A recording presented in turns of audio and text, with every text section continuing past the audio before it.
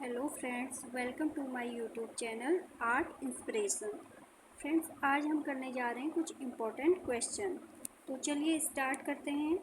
पहला क्वेश्चन है हमारा, चित्रकला का कौन सा तत्व दर्शक को सबसे पहले आकर्षित करता है?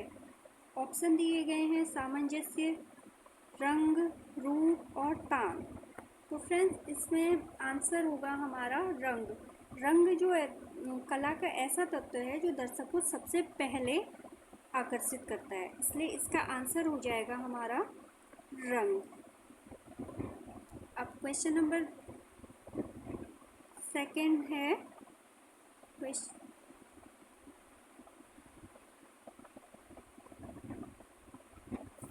कला के तत्व हैं सहयोग, सामंजस्य, संतुलन, प्रभाविता, लय, अनुपात। दूसरा है अंतराल, पोत, परिपेक्ष, संतुलन, सहयोग और लय। तीसरा ऑप्शन दिया गया है रेखा, रंग, रूप, तान, पोत, अंतराल। और चौथा ऑप्शन दिया गया है रेखा, सामंजस्य, रंग, प्रभाविता और प्रकाश। तो कला के तत्व क्या होते हैं, ये तो हम सभी को पता होता है कि कला के तत्व होते हैं रेखा, रंग, रूप, तान, पोत, अंतराल। क्योंकि सहयोग, सामंजस्य, संतुलन ये तो होते हैं संयोजन के तो सिद्धांत, और इसलिए आंसर हमारा हो जाएगा कला के तत्व, ऑप्शन नंबर 3। तो नेक्स्ट क्वेश्चन होगा हमारा, नेक्स्ट क्वेश्चन, इम्पेस्टो तकनीकी का संबंध है किससे? तेल रंग से, जल रंग से, कोलाज कला से या रेखांकन से? फ्रेंड्स, इम्पेस्टो तकनीकी जो होती है वो मोटे मोटे रंगों को स्पैचुला से लगाया यूज किया जाता है, उससे मोटे मोटे रंगों को यूज किया जाता है। तो जल रंग तो इसका आंसर हो नहीं सकता। और कोलाज कला जो होती है वो तो कागज़ के टुकड़ों से बनाई जाती है, तो ये भी इसका आंसर नहीं होगा। रेखांकन इसका आंसर, इम्पेस्टो में रेखांकन का भी कोई यूज़ नहीं है, बट तेल रंग इससे संबंधित होगा, तो इसलिए इसका आंसर हो जाएगा। और इम्पेस्टो तकनीकी का संबंध तेल रंग से। तो नेक्स्ट क्वेश्चन हमारा है, अनुपात को किस रूप में जाना जाता है? अनुपात का अर्थ होता है रेशियो। रेशियो का संबंध जो होता है प्रमाण से, और प्रमाण का संबंध जो होता है संबद्धता से, संबद्धता से।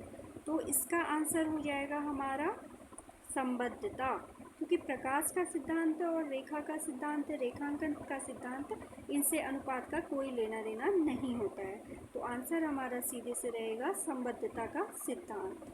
तो हमारा नेक्स्ट क्वेश्चन है, सघनता क्या है? शीतल रंग, उष्ण रंग, रंगों की तीव्रता, रंगों का मिश्रण। तो फ्रेंड्स, सघनता क्या होता है? सघनता होता है रंगों की प्योरिटी, मतलब जो रंग जितना अधिक प्योर होगा उसमें उतनी अधिक सघनता होगी और उतना ही अधिक चमकदार होगा। तो इसमें आंसर हमारा क्या हो जाएगा? शीतल रंग नहीं हो सकता, उष्ण रंग नहीं, और रंगों का मिश्रण भी नहीं, जबकि इसका आंसर हो जाएगा सघनता क्या है? सघनता है रंगों की तीव्रता। तो हमारा आंसर हो गया सघनता का अर्थ रंगों की तीव्रता। और हमारा नेक्स्ट क्वेश्चन है, कला रचना में यांत्रिकी कौशल को कहते हैं, क्या कहते हैं? छापना कहते हैं, बनाना कहते हैं, या तकनीकी कहते हैं, या माध्यम कहते हैं? तो यांत्रिकी कौशल क्या होती है कला रचना में? फ्रेंड्स, यांत्रिकी कौशल ये होती है, माना अगर हमें एक सर्कल बनाना है, बट सर्कल हम हाथ से न बनाकर किसी टूल का यूज करके बनाएं।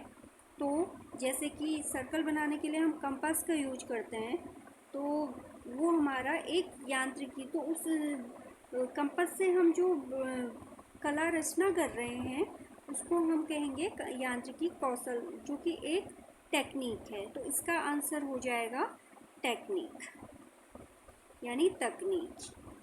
अब नेक्स्ट क्वेश्चन है, समस्त ललित कलाओं में समान गुण कौन सा है?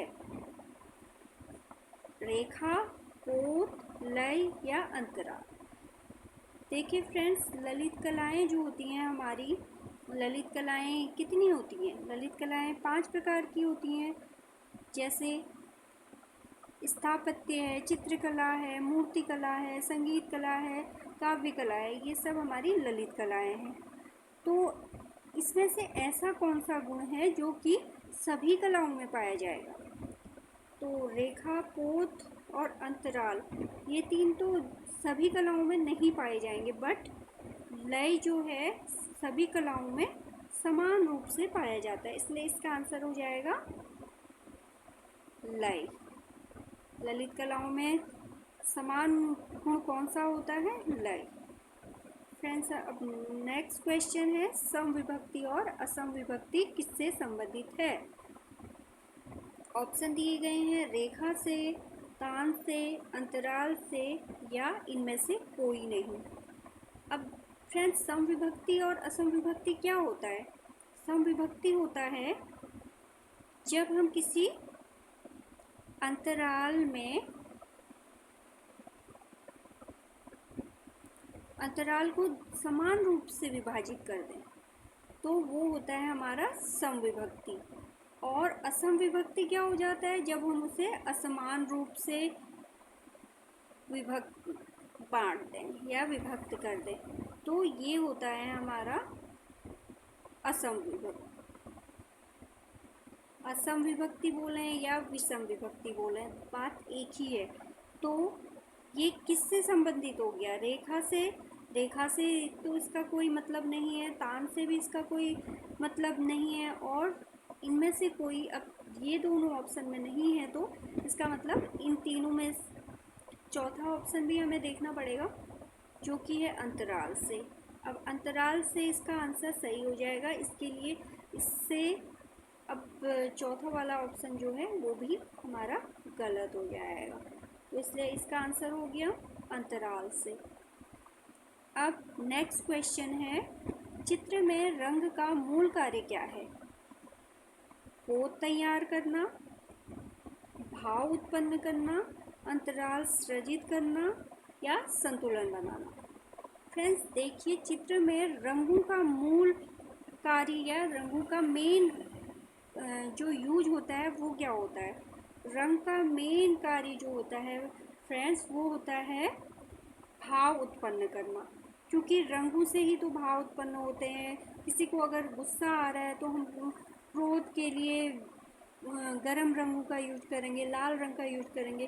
अगर हमें कहीं पर शांत रंग का यूज करना है या शांत भाव को दर्शाना है, तो उसके लिए हम क्या करेंगे? सफ़ेद रंग यूज करेंगे, हल्के रंगों का यूज करेंगे।